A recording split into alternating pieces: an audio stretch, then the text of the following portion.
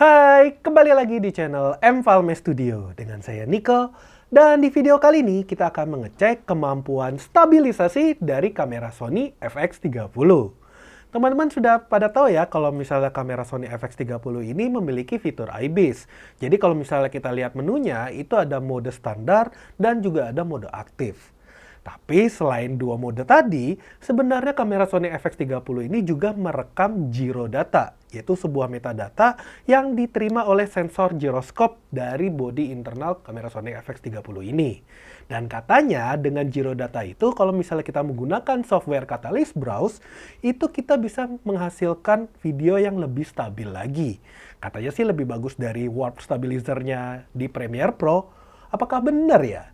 Yaudah, yuk kita cek!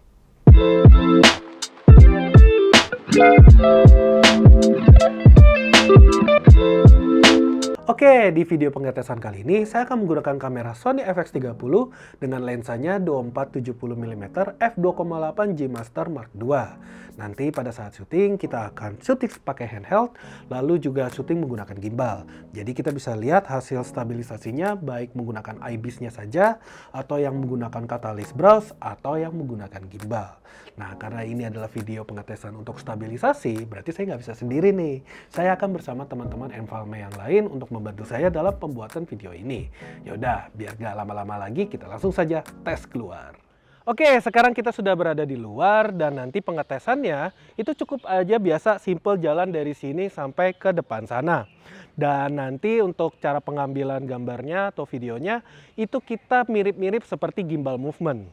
Kenapa? Karena emang kita mau lihat bisa nggak stabil walaupun kita handheld, terus kita taruh videonya ke Catalyst Browse, bisa nggak stabil saat kita pakai gimbal.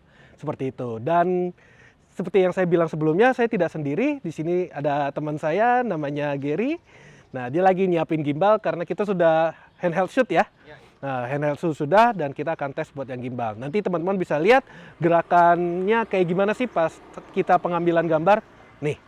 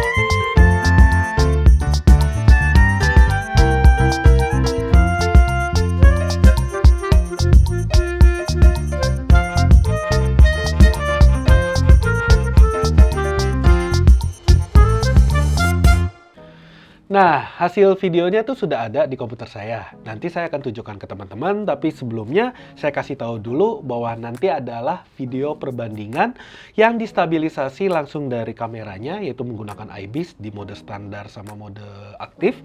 Lalu juga menggunakan efek dari Premiere Pro, yaitu Warp Stabilizer, dan juga tadi pakai yang Catalyst Browse ya, yang menggunakan gyro data di kamera internal Sony FX30 ini. Dan tentunya di terakhirnya itu ada perbandingan jika kita bandingkan menggunakan gimbal. Oke, gimana hasilnya? Yuk kita langsung saja lihat videonya.